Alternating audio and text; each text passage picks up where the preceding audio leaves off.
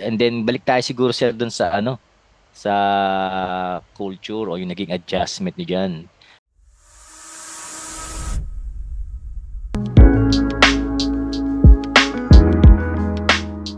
Ladies and gentlemen, we are now on our final approach and we shall be touching down in a few minutes.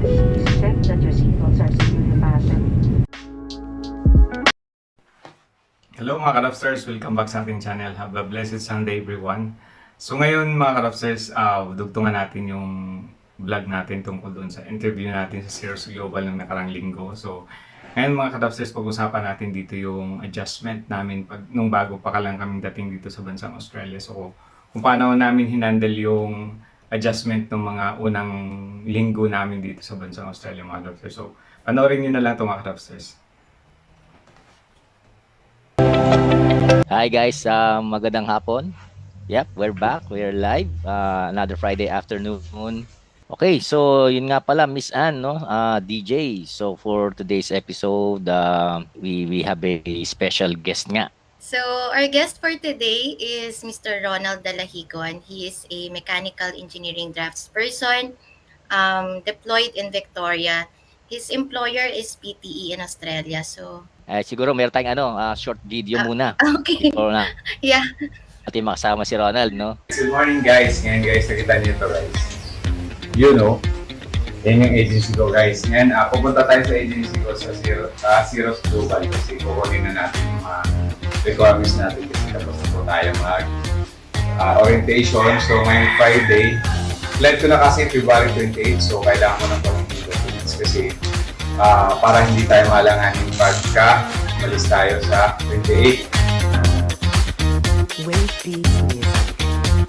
Mga kadapters, ano po, ngayon aantay na lang tayo ng flight natin. Mamayang ano po 9 pason, dito muna kami sa parking habang nag-aantay.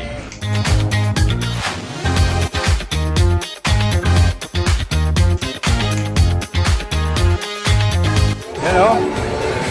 Sa Melbourne na tayo. Dati pinapanood ko lang ito kay Bisdak o si mga kadapters.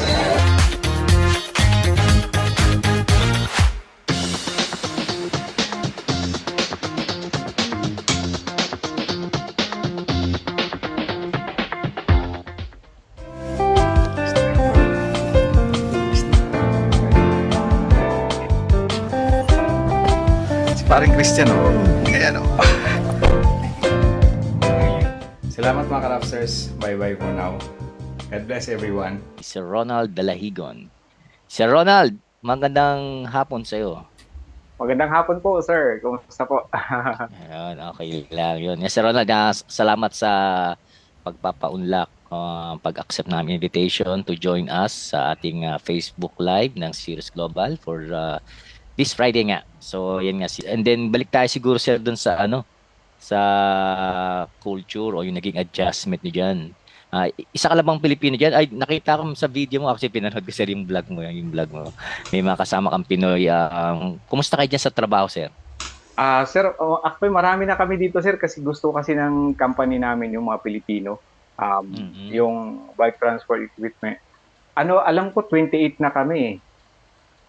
28 na Filipino? Oo, kami dito.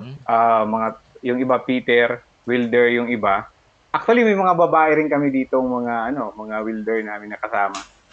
So, napakalaki ang tiwala nung company namin sa mga Filipino workers dito sa bansang Australia. Shout out sa aking mga kasama sa aking BTE family. Mayroon kaming katulad ng Christmas party namin. Binabanggit talaga ng employer namin yung mga Pilipino kung paano yung contribution na naidagdag namin doon sa improvement ng kanilang production doon sa company. So, parang sa kanila, napabilis yung process nila nung dumating yung mga Pilipino dito sa company nila. Magandang yan, sir. Magandang content niya sa sa vlog mo. Sana tayo. Makagawa ka ng ganong klaseng content. Yun. And then how about yung sa during yung adjustment mo yun, paano ka nakapag-adjust? So, lahat naman ng nakapag-adjust din kaagad. Kasi marami namang mga Pilipino din na yung mga nauna sa amin, mga kasama namin, sila rin yung nag-aalalay sa amin kung ano yung mga kailangan namin. Actually, no mga first few weeks namin dito, ang talagang nakasandal kami doon sa makasama naming Pilipino dito kasi sila talaga yung tumutulong sa amin, pati yung transpo namin nung mga unang buwan namin dito sa bansang Australia. So, minsan hinantay kami ng kasama namin, nakakaya, shoutout kay paring Christian. Inaantay niya kami sa labasan, sir. Nauna sila ng siguro isang oras, kasama namin Wilder. Nag-aantay sa amin yun para sunduin isama kami sa bahay. So, napakalaking tulong talaga. Support system ng mga Pilipino dito. So yun na nga mga kadapsters, no, nung pagdating namin dito, medyo nag-adjust kami kasi siyempre bagong kultura, bagong environment, so lalo na sa trabaho. So nung pagdating namin sa opisina mga kadapsters, yung unang araw pa talaga namin nung naligaw kami mga kadapsters, ito yung kwento niyan. First day of work namin, nag-bus kami kasi binigyan kami nung boss namin ng ticket, card doon sa bus card namin dito sa bansang Australia. So, nag-bus kami. So, hindi namin alam kung saan pala kami hinto. So, minto kami. Nakarating kami doon sa isang mall sa Dandenong Plaza. So, pagdating namin doon mga upstairs, di namin alam. Mabuti gumana yung wifi namin doon sa bus stop na yun. Nag-search kami kung saan yung company. Tapos, alam niyo mga upstairs, nilakad namin 30 minutes papunta sa company. So, nalit kami nung first day of work namin. So, natawa sila nung pagdating namin sa opisina kasi sinabi namin na ito nga, nakadiretso kami, di namin alam kung saan kami ito. Kaya, yun, maganda experience sa amin nung kasama kong si Jan kasi naglakad kami mula doon sa sa plaza na yun hanggang doon sa sa company namin. So the next day, na-adjust na rin kagad namin. Alam na namin kung anong bus station kami hinto nung mga unang araw namin doon. So yun ang experience namin na hindi rin namin makakalimutan mga ka-Rapsters ng unang salta namin dito sa bansang Australia. And then yung mga ka-Rapsters, isang malaking adjustment yung kultura ng office works. Kasi pagdating dito, hindi ka kagad nila isasalang sa trabaho, ititrain ka nila for 3 months. Nasa kami,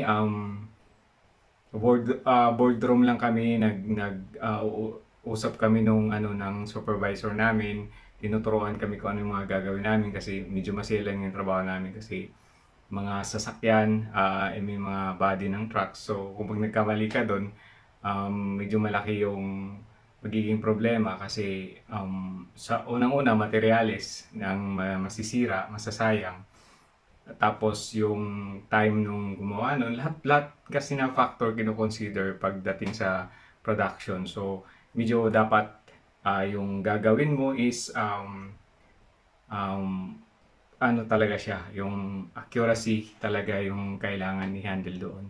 So dapat alam mo talaga yung anong gagawin mo para magawa mo yung trabaho mo ng maayos. So yun, kaya 3 months kami na nasa boardroom, nag-usap, nag-orientation kami kung ano yung mga gagawin doon. So actually, nung mga 3 months na kami, parang parang nahiya kami kasi wala kaming ginagawa gaano. Pero part ng training namin yun. So actually minsan nagtatanong kami kung may papagawa sila, pero ang gusto nila kasi na mag-aral lang kami na mag-aral, mag-adjust, mag-observe, pag-aralan namin kung anong hindi namin alam. Kaya yun, nakabuti naman kasi pagka may time kang gusto mong tingnan sa yard kung ano yung nasa isip mo na anong part yun ng truck, titingnan mo yan doon. So andun makita mo sila actual. So isa rin yun sa training namin dito. Hindi kami kagad sinasalang. 3 months kami na nasa boardroom lang. Practice, training, bigyan kami ng mga sample jobs, observe, ganun. So yun ang naging trabaho namin. After siguro ng 6 months, saka pa lang kami talagang binigyan ng trabaho na talagang project namin. So yun mga ka-Rapsters. Isa pang adjustment namin mga ka-Rapsters yung paano ka tumawag sa boss mo dito. So hindi kasi sila sanay mga ka-Rapsters dito na tatawag na boss, sir. So dapat tawagin mo sila sa pangalan nila mismo. So like, yung boss namin, tatawagin namin na Andrew, tatawagin namin sila na Darin, Alan. Hindi ka pwedeng, mas gusto nila yon.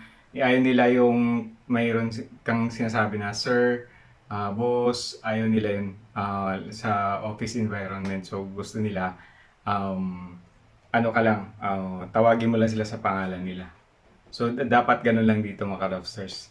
Parang chill lang lahat. So yun, after a week siguro, ganun naman ang tawag ko sa kanila na kasi yun na rin yung pinractice ko bago ako umalis. Nag-search ako sa YouTube kung paano tumawag sa mga ganito, ganun, office environment dito sa Australia. So, yun nga, ginamit ko, sinunod ko lang yung mga advices ng ibang mga YouTuber kung paano i-address yung mga boss dito sa bansang Australia. So, naka-adjust naman tayo doon mga ka-Ravsters. Hanggang ngayon, tinatawag namin sila sa pangalan. Maski mga boss namin yan sila, mga director, tawagin mo lang sa pangalan, walang problema sa kanila yun. So, isa yan dito mga ka-Ravsters na dapat i-adjust mo pag andito ka. Yun. So mga ka-Ravsters, salamat sa panonood. Kung nakarating ka sa part ng video na to, salamat at hangga natapos mo yung video natin. Hanggang sa susunod nating video mga ka-Ravsters. For those who have not subscribed my channel, please do like, share, and subscribe my channel and click that notification bell para updated ka sa sunod pa natin mga videos na gagawin. So salamat mga ka-Ravsters sa panonood. Kita-kits tayo sa sunod pa natin mga videos mga ka-Ravsters. God bless everyone. Bye for now. Have a blessed Sunday. God bless you and your family. Lagi mga ka-Ravsters, mga kasama nating OFW sa iba't ibang bansa. Iba't ibang sulok ng mundo. God bless everyone. Bye.